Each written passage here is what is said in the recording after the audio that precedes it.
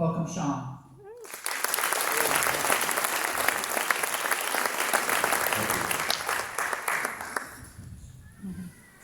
I don't know that this thing was made for a head this big. Is it working? Yep. All right. For those of you who were at the pastor's lunch today, I want to thank you when I quoted Hebrews 5:22 for not pointing out that there is no such verse and giving me the grace of just listening. I brought my Bible up here so that I can get it right this time. I got the words right, but the verse wrong. My 13th wedding anniversary was Monday. My wife was really surprised when I told her that I was bringing her to Paris for our anniversary. She was more surprised when we got here. She is, and then our daughter surprised us by getting sick last night, so now she is stuck in a hotel in Paris, Texas. And she didn't get that good barbecue. You can't get that in Paris, France. I want to start by sharing something with you that is going to probably be the first time you've ever heard this. Okay? And that is, and I'm going to keep repeating this throughout the evening, that abortion is the product of failed masculinity.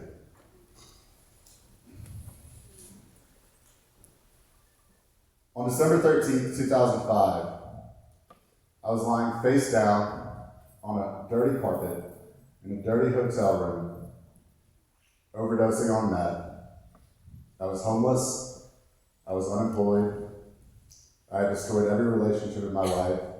There was one light bulb in that hotel room because I had taken every other light bulb and broken it and used it for meth. So I'm laying there on this hotel floor. Nobody had been there. We had a hurricane in Lake Charles. It's the only reason I got this room. And nobody had been in this hotel room to clean it for weeks. And I'm just laying there, and I'm praying, God, let me make it through this. Now, I want to be clear that over 7 years, I had prayed for God to help me out one more time, right? Just one more time. Just get me through this one more time, and I will never do this again. Whatever it was that I was never going to do again. Just one more time. And by the time I got to December of 2005, there was nothing in me that believed in my prayers. And there was nothing in me believed that God believed my prayers. And it wasn't for me this time that I was praying because I was done. Like, I was over it. I had nothing left. There was no will to live. It didn't matter to me if I died. But what I did not want was for my parents and my brother and my sister to be embarrassed by me being found dead of an overdose in a hotel room. Yeah. Like my one last hurrah. Because I had destroyed all of those relationships as well. And so I prayed that God would just help me through this situation one more time for them. And I said that prayer over and over and over, and I passed out. And when I woke up the next day, I knew that I didn't want this life anymore. I knew that I didn't want to die. I knew that I didn't want to be arrested. I left that part out. I was waiting for the police to come and arrest me for theft. And I just wanted something different. And God had cleared my head. My head was more clear than it had been in that entire 7-year period. And I knew exactly what I needed to do. And I walked out of that hotel room and I walked down to this truck that I've been living out of for the last several years. And I stuck my hand behind the driver's seat without even looking and grabbed a pamphlet for a treatment center that had been shoved down there for 2 years, amongst everything else that I owned and a bunch of trash. And I pulled it out and I went to the room and I called them, and they said that I could get in that day. And so I got in that truck, and I drove in a vehicle that had not had an oil change or maintenance in 5 years, from Lake Charles up to Shreveport, through the Kisatchie National Forest, with no cell phone, just praying, God, let me make it through this forest. This is the last place I want to break down. And I made it through the forest. And then I got to Shreveport where we started hitting hills, where I started hitting hills for the first time. And when I started hitting hills, my truck started shaking. And I was praying, God, just let me make it to the treatment center. And I pulled into the parking lot of the treatment center, and my truck broke down. And I had to push it into a parking spot. But I was safe. For the first time in 7 years, I was safe. There was nowhere to go. There was no way for me to get anywhere. There was no one to call. There was no one that would have answered had I called them. And I was safe. And so I went into the treatment center, and I did say, hey, I got to call my dad. I hadn't talked to my dad in about 6 weeks because of all the things I've done to my family, and he finally set boundaries. And I said, I need to call my dad and let him know that I'm here. And she said, your dad has already called. He's already gotten all the information. And he'll be here someday. And that's a really big deal, you know, and no matter how many times I tell the story, for some reason that always gets me choked up. But the reason is because that is a father's love, right? Like that is what we are called to do as fathers. That is the love that God gives us, you know, waiting for us to come back. And that's the love that I received from my father. And that's not really part of the story, but I want to explain why I'm crying. So thanks for accepting that. So in treatment, we started walking through all of the things that had happened in my life, right? How did you go from here to here? And I'm walking through my life, and I get to a certain point, and the counselor said, hey, like, we should really talk about this. And it wasn't something that I'd ever thought about, and it wasn't something that I thought we were going to be talking about. It was just a point along the line. And she said, no, we should really talk about this. And what she wanted to talk about was 8 years earlier. 8 years earlier, I was away at college. I was 19 years old. I was a freshman. And I was dating a girl who came to my dorm room. And she said, hey, I'm pregnant. Now, in my mind, at 19, finding out that my girlfriend is pregnant meant there's a baby coming. So I started working through all of the things that this meant for our lives. Like, how is this going to change my life? How is this going to change her life? How is this going to change our life? There's a baby coming. And as I was working through this, she stopped me and she said, well, I'm not going to have a baby, I'm going to have an abortion. Now this is 29 years ago. This is before TikTok, before people shouting their abortions, before everybody was proud of getting abortions. This is when people who had abortions did it silently, did it secretly, and did it without talking about it. And so while I knew what abortion was, I did not know anyone who had ever had an abortion. I did not know that it was something that people actually did. And so the best that I could do was to say, no, we're not going to have an abortion. But it was made clear to me that nothing that I said and nothing that I did and nothing that I felt mattered. Her mind was set, and she was going to have an abortion. And so that left me empty. As a man, I mean, remember the example that I explained to my father, right? That's the father that I had growing up. As a man, I knew, as little as I knew, as any 19-year-old does, I knew that my role was to protect my child. And here that was taken from me. And so I was left empty. And there was nothing that I could do. There was nothing that I could do to protect my child.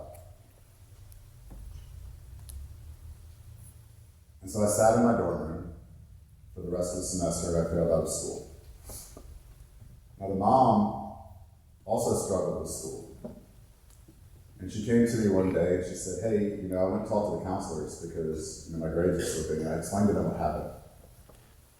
And they said they were going to help me waive my classes so that I could not fail out of school. And I'm in an out-of-state school. Like, me failing out of school is going to be a really big deal to my parents. So I went to these counselors. I went to the exact same counselor the very next day. I told her the exact same story. I said, this is the young lady you met with yesterday. This is the situation that we're in. This is what you talked about. This is the resolution that you came to. I'm the other part of that. And she said, no. This does not affect you because you're a man. And it did affect me, right? I failed out of school. I moved home. And I failed out of another college 2 more times. I began doing anything that I could to change the way that I felt. To the point of losing what it was that was making me feel the way that I felt, because I was told this didn't affect me. So that can't be what it was. But I began using women. I began using alcohol. I began using drugs. It's my understanding that Paris, Texas is familiar with methamphetamines. I began all the behaviors: stealing, lying, manipulating, blaming. I was the victim in this. Everything you see when you see that guy that's addicted to meth in this town, that was me. That was the life that I was living. I destroyed every relationship that I had. By the time that I was done, there was only 2 other people who would talk with me. And they're both dead now. And I continued this life for that 7-year period until I ended up lying on a hotel room floor, dying of a meth overdose in 2005.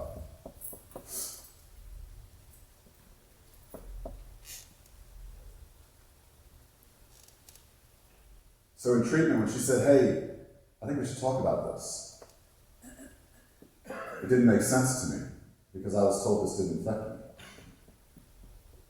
But looking at it now, seeing it objectively, listening to her explain to me, hey, this seems like it affected you, I can see that I was on this upward trajectory and nothing else happened until the abortion. And then it crashed. And so in treatment, the counselors gave me permission to grieve. They gave me permission to mourn. She helped me to understand and to be okay with the fact that this did affect me. That as a father losing my child and becoming powerless and unable to save him from death, it was acceptable for me to feel pain, for me to feel grief, for me to feel shame and regret. And she helped me to begin to heal. She helped me to write letters of forgiveness, forgiving my younger self, forgiving the mother, to write letters asking for forgiveness for my child and also for my younger self. She helped me to name my child. I have a son, his name is Michael. And all of that allowed me to begin to heal. And because I was able to begin to heal from the abortion, I was able to begin to heal from the addiction. But the one thing she didn't tell me was that I wasn't the only man that felt this way. That I wasn't the only man who had ever experienced this loss from abortion. So in my mind, first being told this doesn't affect me, then feeling the effects of it, then being told, hey, this does affect you, and it's okay, but believing I'm the only man that this has ever affected, I still had to shove it down and keep it in silence. And so I moved on. And through recovery, I began doing the things that I thought were the things I needed to do. I went back to college. I went to law school. I got married to a woman I'd been pursuing for 7 years, who every time I asked her out, she said yes. And every time I asked her out, she canceled on me at the last minute. Because God was protecting her, God was protecting us, God was protecting our children today from who I was at that time, so that he could help build me into the man that she deserved, so that we could have everything we have now. And after we got married, I was on a retreat, and there were about 40 men on this retreat, and I knew all of them.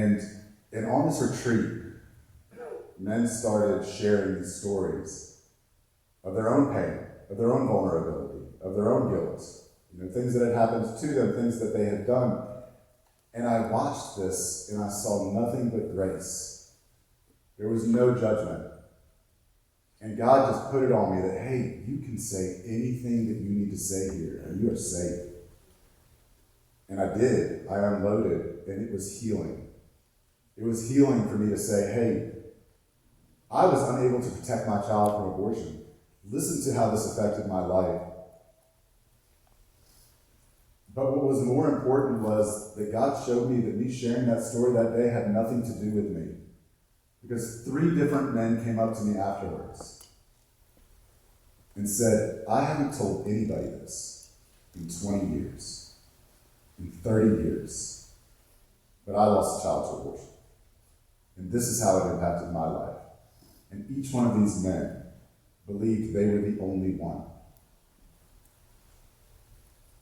And that happens every single time that I share.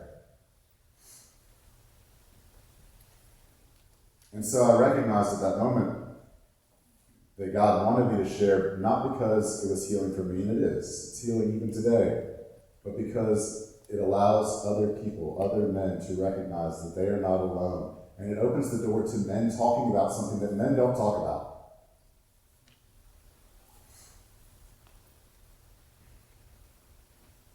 So I went home and I started having, that was going to come out too fast. We started having children. We have 2 biological kids. We have 3 adopted kids. And a couple of years ago, I looked down and I recognized that with 5 little kids at home, that I was really good at practicing law. And I was really bad at practicing law and being a present husband and a present father. And so I quit. It was a little less dramatic than that. There was a lot of prayer, and God showed me it was the right decision. But at the end of the day, that's what I did. I quit because of that, because it was more important to me to be a father and a husband who was present in my family than it was for me to be an attorney. And I couldn't figure out how to do the 2 at the same time. And so in 2022, I shut down my practice, and I think it was the next week, Men for Life, which had been around since 2018, started asking me if I would come and run the organization. And I said emphatically, no. There is no way I'm going to run a pro-life nonprofit. I have no idea how to do that. I do have an idea how much you're going to pay me. And I am not interested in this. And I said no for 18 months. And over that 18-month period, I began working with a consultant on this business plan that was going to be perfect. It was going to get me in an opportunity where I could work from home, I could be a present husband, a present father, make tons of money, and it was going to be exactly what I needed.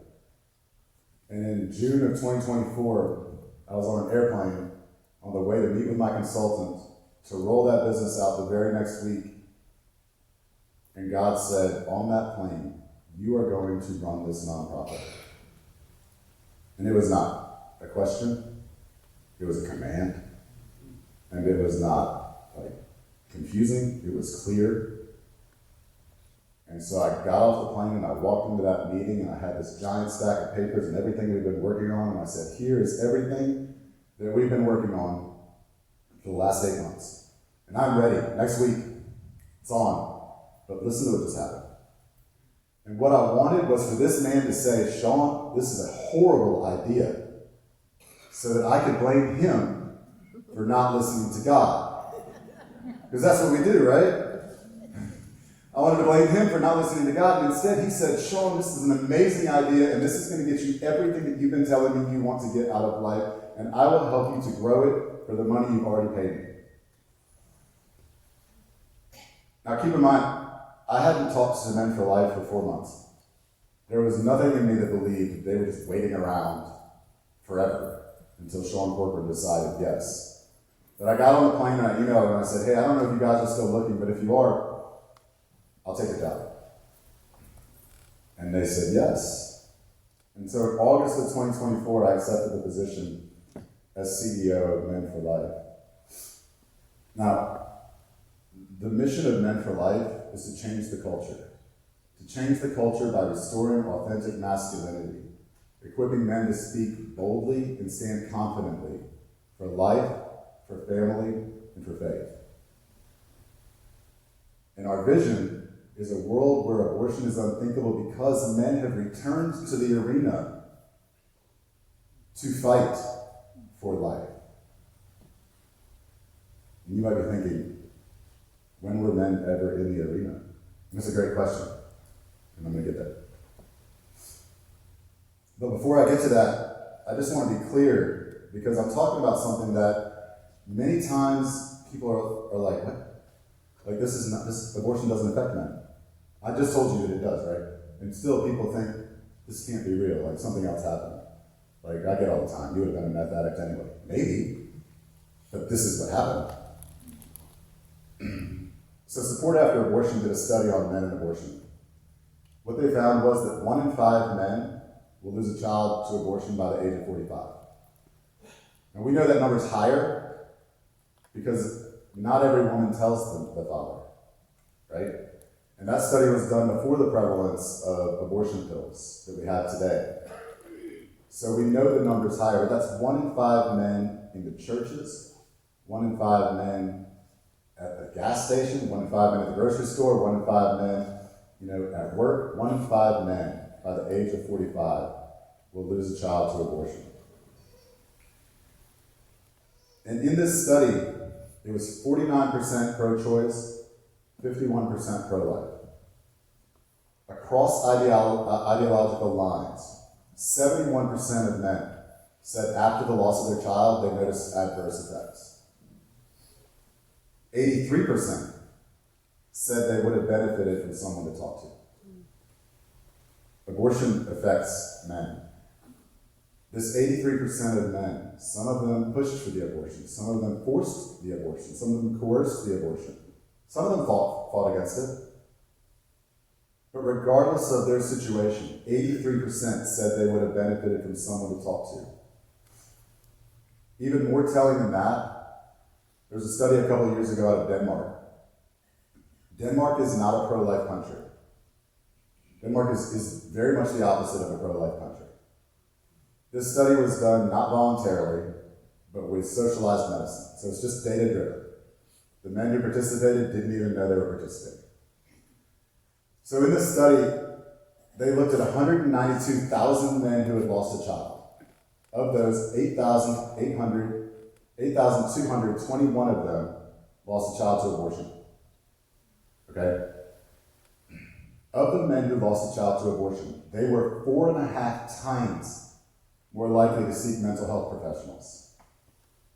They were 90% more likely to be on antidepressants, 79% more likely to be on anti-anxiety medications, and 74% more likely to be on prescription sleep aids.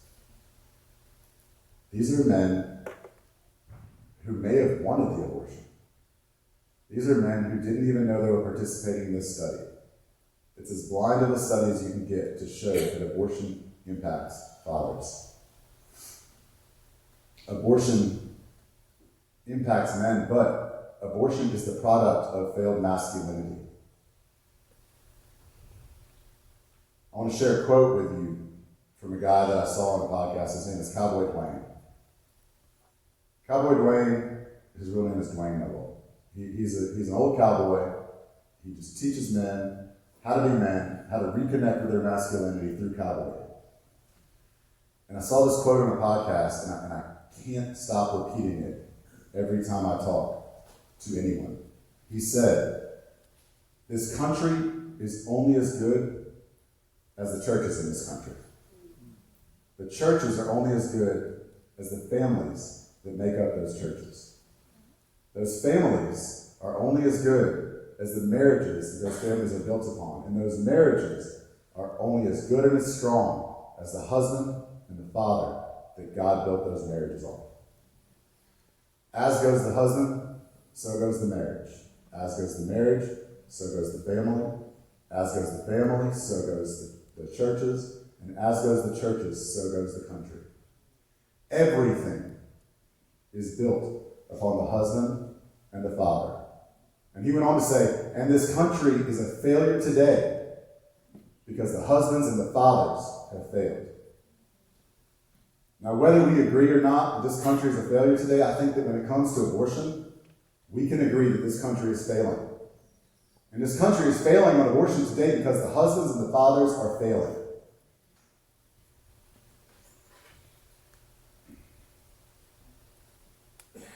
It's the leadership of husbands and fathers that drives everything. But if you listen to that quote, it's the leadership of the churches as well. The husbands and the fathers are upstream and downstream from the churches.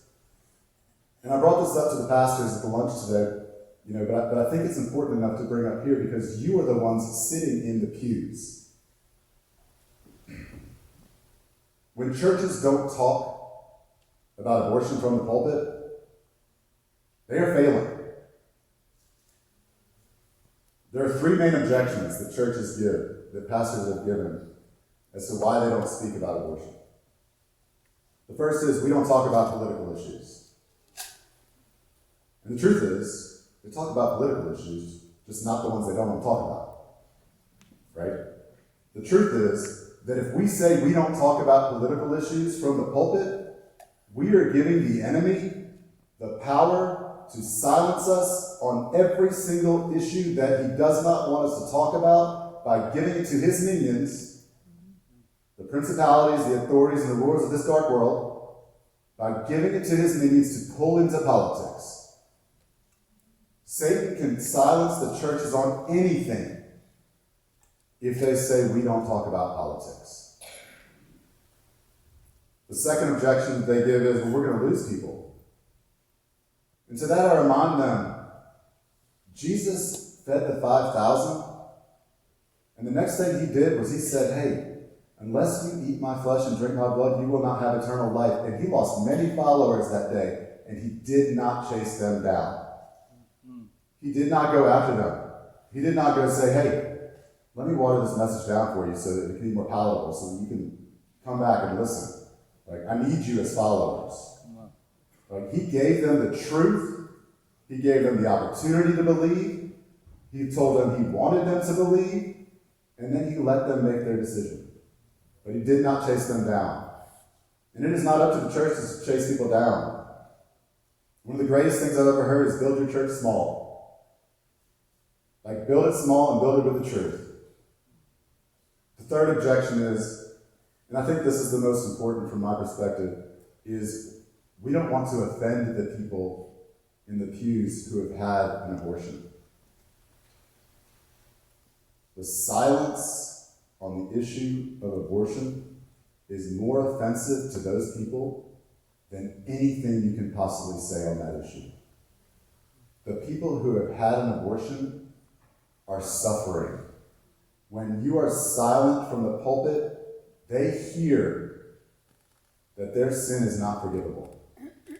They hear that they are not able to be redeemed. When churches are silent on the issue of abortion, everybody hears what's not said. The men, the leaders of the family, they hear that this isn't an issue I have to raise in my family. It's not important enough to talk about in church. The young people who might be facing an unplanned pregnancy, they hear, hey, we talk about a lot of things in this church. We talk about a lot of things that are bad, but we don't talk about abortion. It must not be bad.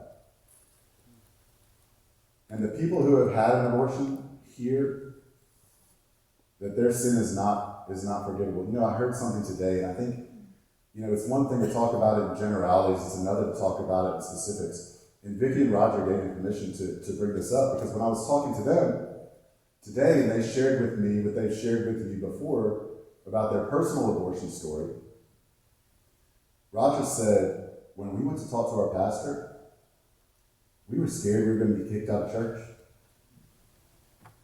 That's a big deal.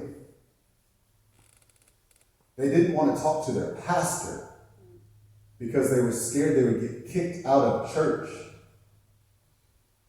That's what happens when churches are silent on the issue of abortion.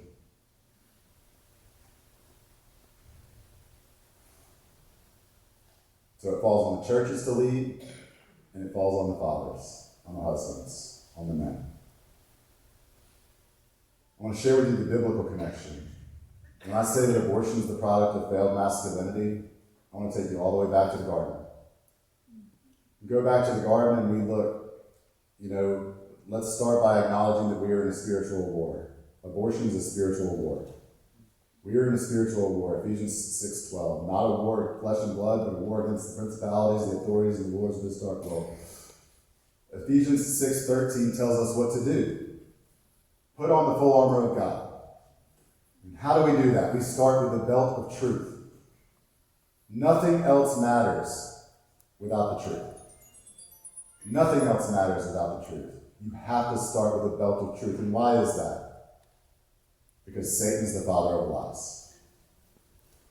Satan is the father of lies, and he starts in the garden by separating the union between God and man and woman and getting into Eve's ear with the lies. You are not good enough. You are not capable enough. You are not strong enough, just the way God made you. You cannot be the woman you were created to be unless you do the one thing that God told you not to do. Unless you eat this fruit, you cannot be all that you were created to be. Unless you kill this child, you cannot be all that you were created to be. And she eats the fruit. But what happens next? Well, she turns. And she hands it to Adam, who is right there the whole time, watching, silent, passive, failing in his masculinity. Probably thinking, her mouth, her choice, her body, her choice. If she eats this fruit, the entire burden of this decision falls on her. If she has this abortion, the entire burden of this decision falls on her. And that's not what happened. Adam was created to protect, to provide, to lead, to serve, to leave a legacy that honors God. Adam's failure to protect his wife, to provide for his wife, to lead his wife, to serve his wife, left a legacy of death forever. And we know that this falls on Adam. God blames Adam. God goes to the garden and he says, hey, where are you guys? And they come out and he says, why are you hiding? Wait, did you do the one thing I told you not to do? And what's Adam do? Well, it's your fault, God. You gave me this woman and she gave me the fruit. Adam blames everybody else. And when it comes to abortion, let me tell you, when I start saying that abortion is the product of failed masculinity, the comments I get telling me that I'm crazy for taking this off of women and blaming men, the number of men who rush to tell me that this is a women's issue and that men should not be held accountable, that I, in my comments, are that I am letting women off the hook. I'm not letting women off the hook. You do not get to kill your child and get a free ride. But not letting men off the hook either. Because men were created to lead and to protect and to provide and to serve. We were created to biblical masculinity. And blaming, like being the victim, like, look, man, I already told you guys, like for that 7-year period, I was the perfect victim. I was the best at blaming. I could find a way to blame everybody for everything that didn't even make sense. It was people that wasn't even alive, right? Like, I could blame anybody. I get it. Like, men can do that if they need to. But the reality is that we are responsible for our actions and our inactions, and we need to take that responsibility and do something with it.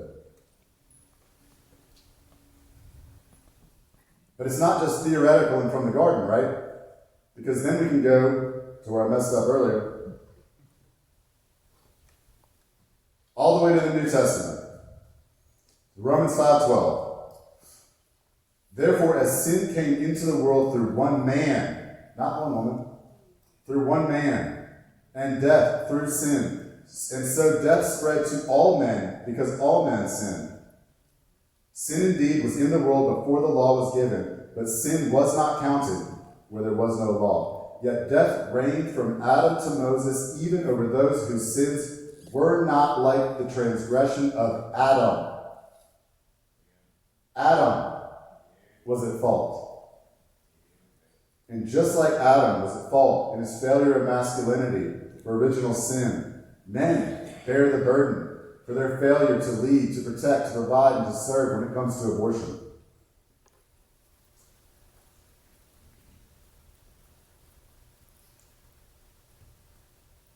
Men are passive.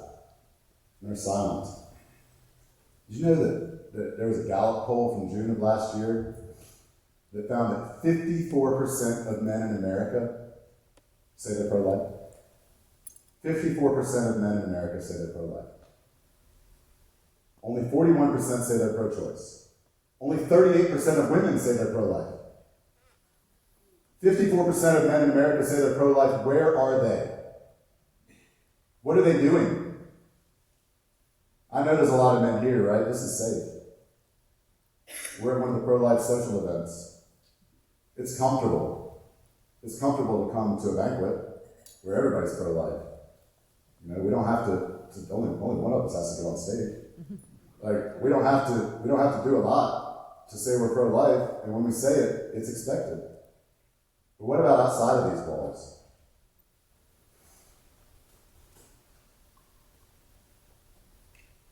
And what's crazy is that where we can look today, you know, outside of the pro-life social events. And when I say that, what I mean is, like, let's be real. The comfortable events, right? This, Marches for Life, you know, other fundraisers, barbecues, you know, where it's easy. But outside of that, 90% of the pro-life movement is women. Like, in your pregnancy center, how many men work there? 0. 0. Or Roger.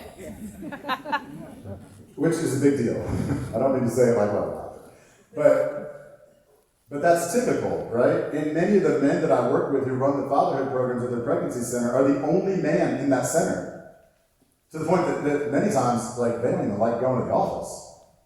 Because they don't know what kind of conversations they're going to walk into. I mean, you know, the women in the pregnancy centers are having real conversations about women things with women who are there for pregnancies. So, you know, sometimes that makes men uncomfortable. But it's 90% women. But if you go back to the beginning, pro-life was led by men. And when I say go back to the beginning, I'm talking about 2,000 years. You go back to the 1st century. In the 1st century, there's a writing called the Didache. The Didache was a compilation of apostolic moral teachings. It was like a Christian manual, right? This is between 70 and 180. Between 70 and 180. So at the end of the 1st century. In the Didache, among its many admonitions, it asserted an unwavering reverence for the sanctity of life. It said, there are 2 ways, the way of life and the way of death. And the difference between those 2 ways is great. Therefore, do not murder a child by abortion or kill a newborn infant. Between 70 and 100 AD. Now, why is this a big deal? Because we're talking about Rome. Rome was pagan. Rome believed in child sacrifice.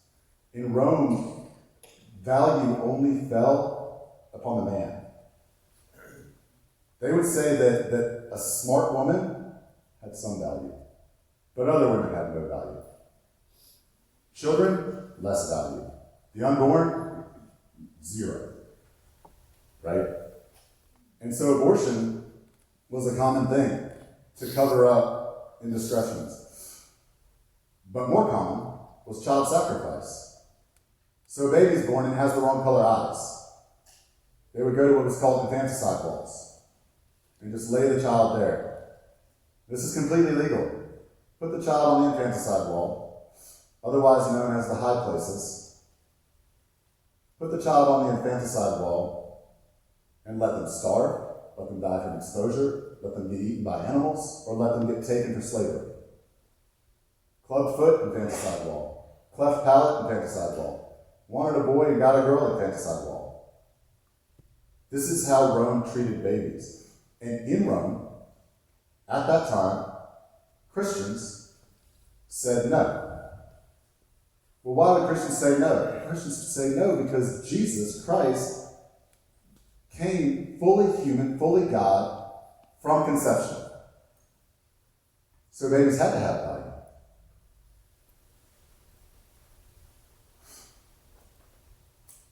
Then you move on into the 2nd century. Callistus. Callistus was a slave who was set free and was taken to the I'm going to say Apollonia, and I'm going to get that wrong, but at least I'm not quoting the Bible. To the Apollonian island. Okay? The island of Apple. Trust me, all the letters are there, even if I get the order wrong. And he was given charge over this cemetery and to build a church. Okay? And where he's building this church, right adjacent to where he's building this church, is the infanticide walls. And so what he does is he gets his congregants and he says, hey, we can't let these babies die. So he sets up the first life watches. It was called life watches, where he and his parishioners would stand watch over the infanticide walls. And if a child was dropped off, they would go take it. And they would then find a home for it. So as I've heard it said, it was the beginning of the sidewalk counseling and the adoption movement all at once. 2nd century. Go on to the 4th century. Athanasius. Keep in mind, these are men. That's why I'm telling you these stories. These are men, and these are the church leaders. Men are leading the pro-life movement from the beginning. Athanasius and St. Basil of Caesarea, fighting against the Arian heresy that said that Jesus Christ was not God. Right? They're fighting for the incarnation against the Arian heresy, saying, yes, Jesus Christ is fully God, fully human at the same time. Therefore, we cannot have abortion. We cannot have infanticide. They're bringing their parishioners to the infanticide walls, and they are tearing them down with their bare hands. St. Basil would just start carrying it off, like brick by brick. He and his followers carrying the bricks to the infanticide walls away. And this got the attention of the Roman emperors. And in the 4th century AD, Rome passed the very first anti-abortion laws, outlawing abortion and outlawing infanticide. Rome was inspired by the actions of these men and their followers in the pro-life movement in the 4th century to outlaw abortion and outlaw infanticide. And here's the crazy thing. The Romans still had it in their head, right? That the only people that had value were men. So even though they couldn't figure out, like, man, this is a really big deal. These people are saving babies. We should really make this illegal. They had it backwards. They didn't make it illegal because of the value of the fetus. These laws focused in treating abortion as a crime against the father's right to offspring. 1,500 years later, that doesn't exist. Father has no right. But that's where the first pro-life laws came from. So from the very beginning of the earliest Christian churches, men were leading this, and now they are gone. Now they are passively pro-life. Now they show up to the social events. They write the checks, right? And the checks are important. Look, I'm going to ask you guys for a lot of money in a minute. But they write the checks, and that's the end of it. And if we as men, if we can agree that we're in a spiritual war, and if we can acknowledge that 90% of the people fighting this war are women, then if we as men have consigned ourselves to sit back and write checks to fund a war that we send our women off to fight, then we are failing in our masculinity. We are called to give our time, our talent, and our treasures. Not our time, our talent, or our treasures. It's important for men to take action. When men take action, when men return to the arena, When men begin to lead, not in place of the women who have been leading this for 53 years, we definitely don't get to step in and say, hey guys, thanks for all your work over 53 years. Like, we're going to take over. And there's men who are trying to do that. And I would disavow those men. Like, the strong women leading the pro-life movement deserve strong men fighting alongside of them. It's time for men to step up and take action and return to the arena. But tonight is about treasure, right? Tonight is about the treasure that we have in this community in the form of the Paris Pregnancy Center. Tonight is about offering up what we can to help support this center. I don't know how many of you have been to the center to tour it. Set aside some time because it's 3 buildings. It's a good tour. I would definitely say Roger and Vicky are great tour guides. Mm-hmm.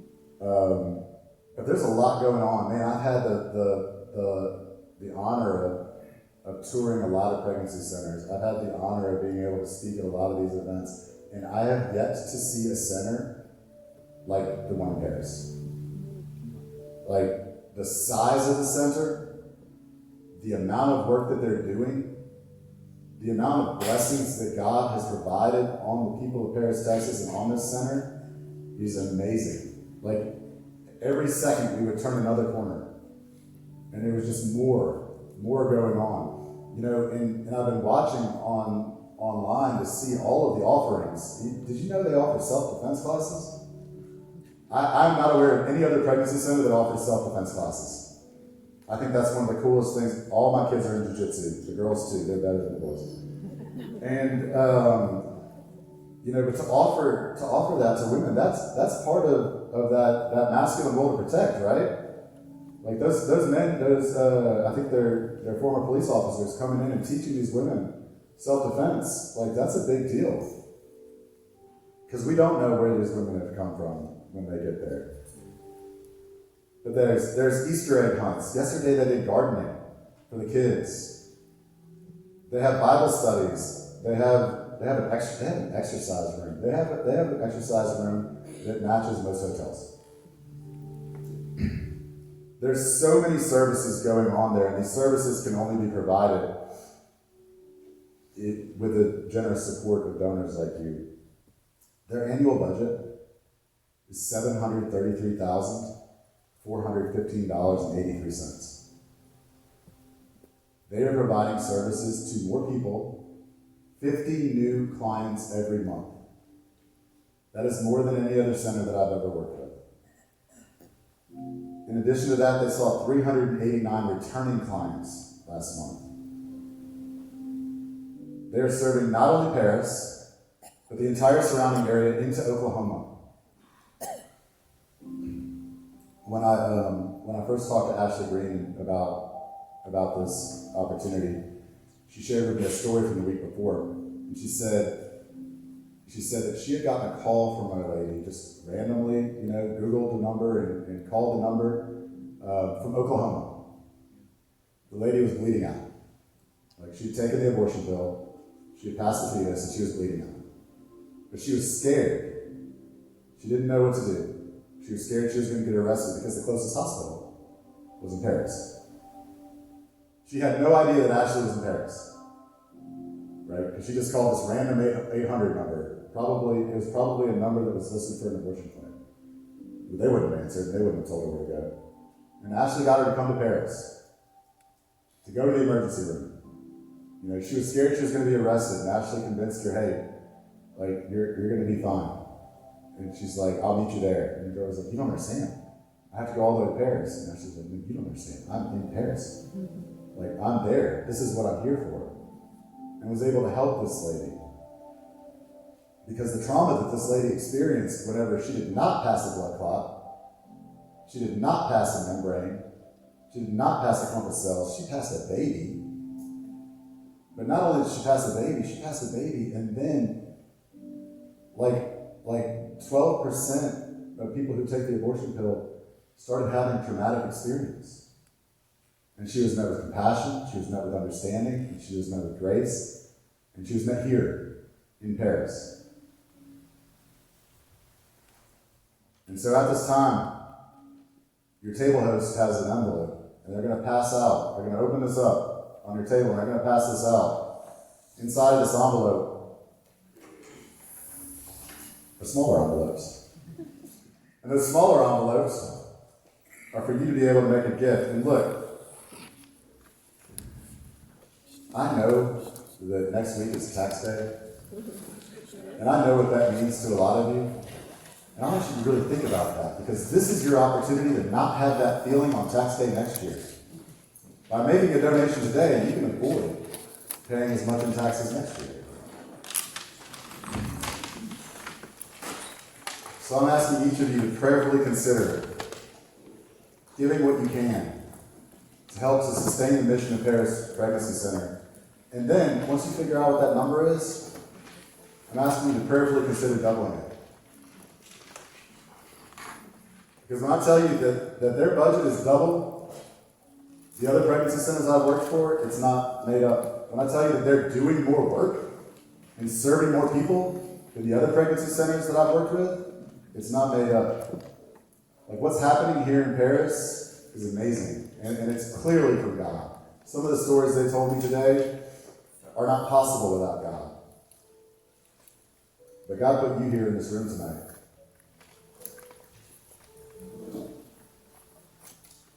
Inside that big envelope, there's also a list of things that can impact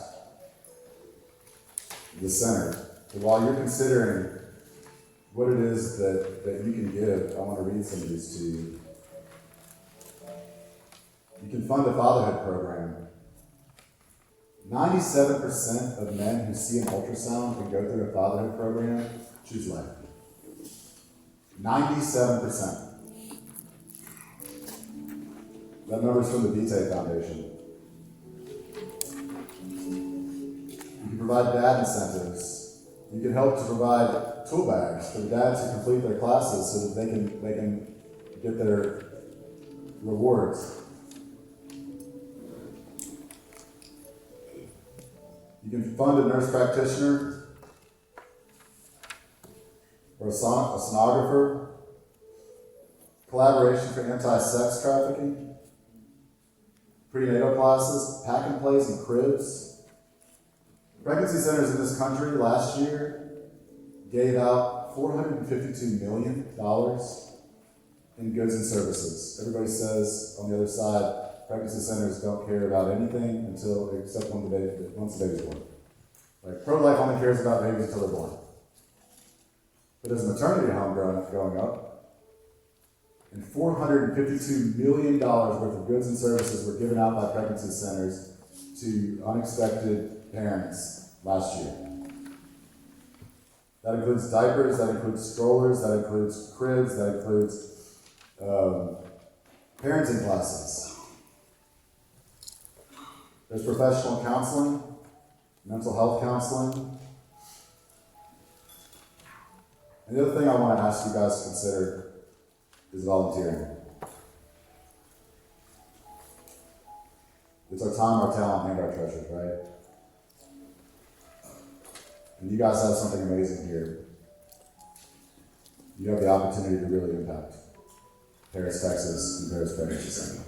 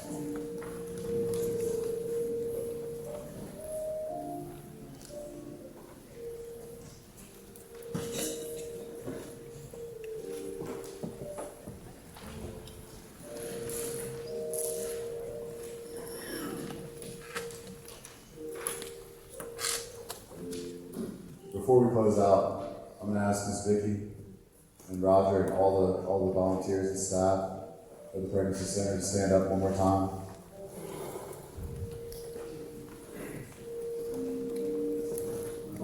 Because these are the real heroes here tonight. And I think they deserve another round as well.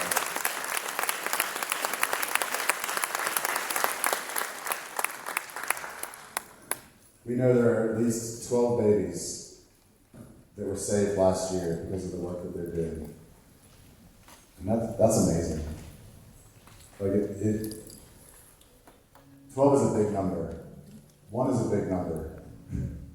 Like 1 baby is a big number, but 12, that really is amazing. And it's only there because they were there when the people that showed up needed them. Well, thank you guys.